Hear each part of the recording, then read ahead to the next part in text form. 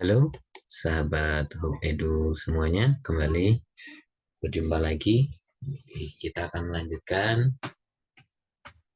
kehidupan ringkas tentang Nabi Muhammad Shallallahu Alaihi Wasallam. Nah, di sini sekilas tentang sifat-sifatnya beliau, sifat-sifat Nabi Muhammad Shallallahu Alaihi Wasallam. Bukan hanya kelahiran Nabi Muhammad,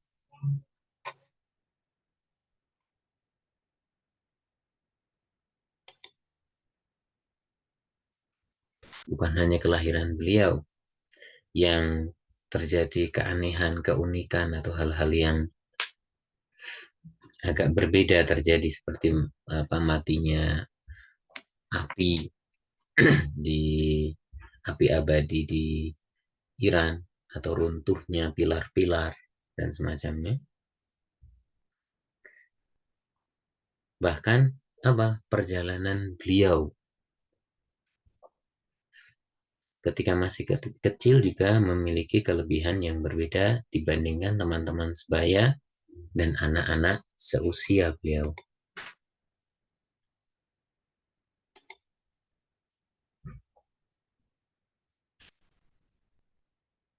Inilah yang membuat kakeknya, yaitu Abdul Muthalib, sangat menghormati dan memuliakannya sedemikian rupa. Jadi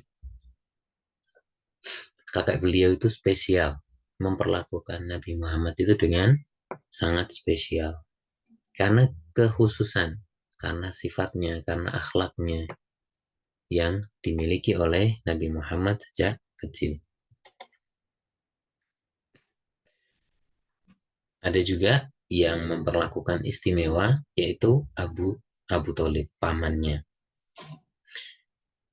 Pamannya mensifati masa kanak-kanak keponakannya ini dengan berkata, "Aku tidak pernah menemukan Muhammad berbohong sama sekali. Tidak pernah berbuat yang berlawanan dengan hikmah. Tidak pernah tertawa yang bukan pada tempatnya. Tertawa terbahak-bahak apa misalnya. Atau berbicara yang tidak berguna." Jadi semua pembicaraan yang dilakukan oleh Nabi Muhammad itu ada tujuannya, ada manfaatnya. Bukan hanya ngomong sambil lalu nggak jelas, itu nggak pernah. Dia banyak menghabiskan waktunya dalam keadaan sendirian, merenung, tadabur, berpikir, berpikir. Belum genap usia Nabi Muhammad sampai 7 tahun, orang-orang Yahudi telah memperhatikan keadaannya. Jadi, kurang lebih setahun setelah meninggalnya bunda beliau, mereka telah mengetahui bahwa Nabi Shallallahu Alaihi Wasallam tidak akan makan makanan yang haram. Jadi sebuah ciri khas yang mereka tandai, dan akan menghindari makanan yang tidak jelas asal usulnya. Maksudnya, misalnya makanannya itu makanan yang subhat, yang tidak jelas, itu beliau hindari, tidak beliau makan. Mereka lalu mencuri ayam dan dikirim kepada Abu Thalib sambil mereka memperhatikan prosesi ini. Semua orang menyantap ayam tersebut karena mereka tidak tahu asal muasal permasalahannya. Kecuali siapa? Kecuali satu orang, yaitu Nabi Muhammad Sallallahu Alaihi Wasallam. Beliau menolak untuk makan karena Allah telah menjaganya dari makanan yang haram agar daging dan darahnya tidak terbina dari yang haram. Beliau dipersiapkan Allah untuk membawa risalahnya kepada seluruh umat manusia. Orang-orang Yahudi paham bahwa anak kecil ini memiliki kelebihan dan dialah yang dijanjikan. Adapun Abdul Muthalib, kakek beliau, sesepuh suku Quraisy, tidak pernah meladeni Muhammad seperti halnya meladeni cucu-cucunya yang lain. Bahkan beliau selalu menampakkan ketinggian kedudukan dari Muhammad SAW serta menceritakan kebesaran yang ada pada Muhammad. Orang-orang telah menaruh tempat tidur khusus untuk Abdul Muthalib di bawah Ka'bah.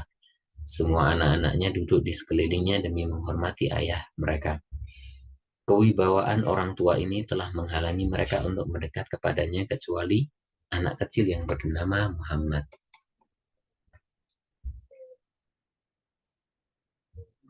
Dia mendekati Abdul Muthalib kapanpun ia mau.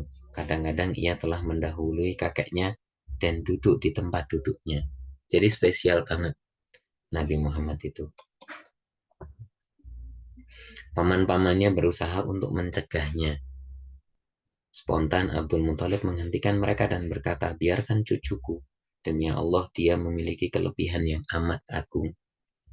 Jadi ada rahasia, ada hal yang istimewa yang dirasakan oleh Abdul Muthalib.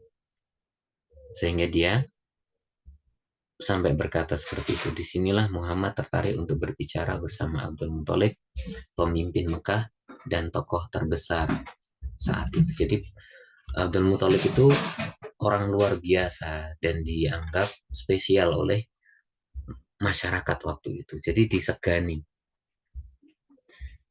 Muhammad Shallallahu Alaihi Wasallam telah menghabiskan masa kanak-kanaknya sebagai anak yatim yang penuh dengan penderitaan. Ia berada dalam naungan kakeknya. Jadi orang yang menjadi pelindungnya waktu itu adalah kakeknya sendiri, yakni Abdul Muthalib. Dan juga ada sosok yang juga mengasihinya seperti anaknya sendiri, yaitu pamannya yang bernama Abu Thalib. Pada tahun-tahun pertama menjalani hidup sebagai anak yatim yang penuh penderitaan, hal ini menyebabkan kesedihan yang paling mendalam pada diri Muhammad. Seakan tahun-tahun tersebut adalah sebuah kelaziman yang harus dijalaninya untuk membangun kekuatan besar, kekuatan dasar, kekuatan utama bagi kepribadiannya yang agung. Semua kejadian yang menyertainya telah memberikan pelajaran penting tentang kesabaran menghadapi penderitaan, tentang beratnya beban tanggung jawab yang perlu dipersiapkan untuk menghadapi masa depan. Muhammad Shallallahu Alaihi Wasallam telah melewati masa kanak-kanak dan mulai memasuki masa remaja. Semua kekuatan dan potensi mulai terbuka. Kesadaran dan keinginan insting mulai berkembang. Meskipun telah kehilangan perhatian dari seorang ayah dan kasih sayang dari seorang ibu, namun Allah telah mempersiapkan pamannya Abu Thalib sebagai tempat perlindungan dan kasih sayang terbaik baginya. Abu Thalib telah menerima limpahan tanggung jawab ini dari ayahnya, yaitu Abdul Muthalib, yaitu sejak perawatan Muhammad diserahkan kepadanya tepat setelah Abdul Muthalib wafat. Jadi di sini bukan hanya Abu Thalib tentunya, tapi siapa istrinya, Fatimah, itu juga berperan dalam melindungi Nabi Muhammad setelah meninggalnya Abdul Muthalib. Abu Thalib mengambil alih tugas tersebut dengan baik, cinta dan kasihnya ia berikan sepenuhnya. Beliau menggabungkan Muhammad menjadi bagian dari keluarganya. Jadi tidak menganggap sebagai orang lain atau sebagai keponakan, tapi dianggap seperti anaknya sendiri. Bagaimana tidak? Karena Muhammad baginya adalah kenangan dari saudaranya dan wasiat dari ayahnya yang mulia. Demikianlah Abu Thalib menjadi ayah kedua bagi Muhammad dan paman yang setia serta pembina yang tulus baginya. Hubungan cinta kasih antara paman dan keponakan semakin kuat sehingga satu sama lain tidak bisa memisahkan diri. Abu Thalib memegang tangan Muhammad dan menuntunnya ke pasar-pasar Arab seperti pasar Uqad dan pasar Zilmajaz. Bahkan ketika Abu Thalib hendak pergi menuju Syam untuk berdagang, beliau tidak tega meninggalkan Muhammad Sallallahu Alaihi Wasallam sendirian. Apalagi Muhammad juga berkeinginan untuk bergabung dalam perjalanan ini. Abu Thalib pun bertekad untuk membawanya sambil berkata kepada keluarganya, demi Allah, aku akan keluar bersamanya. Dia tidak boleh berpisah dariku, dan aku tidak boleh berpisah darinya sama sekali. Muhammad menaiki unta untuk mengarungi perjalanan panjang menuju Syam. dan di mana sekarang ini dikenal dengan Suriah ya. Dan itu adalah perjalanan perdananya ke kota Syam. Jadi dari Mekah menuju Syam, dari Saudi. Kalau sekarang dikenalnya dengan Arab Saudi. Oke, selanjutnya kita akan membahas tentang atau berbicara tentang pertemuan Nabi Muhammad dengan pendeta Bukhairah yang menceritakan ada ciri-ciri kenabian padanya. Oke, sahabat semuanya, insya Allah kita akan berjumpa lagi pada kesempatan yang selanjutnya. Terima kasih sudah menyimak. Salam semangat, salam manfaat. Mudah-mudahan ada kemanfaatan untuk kita semua. Dari saya sekian, terima kasih. Salam Hobedu.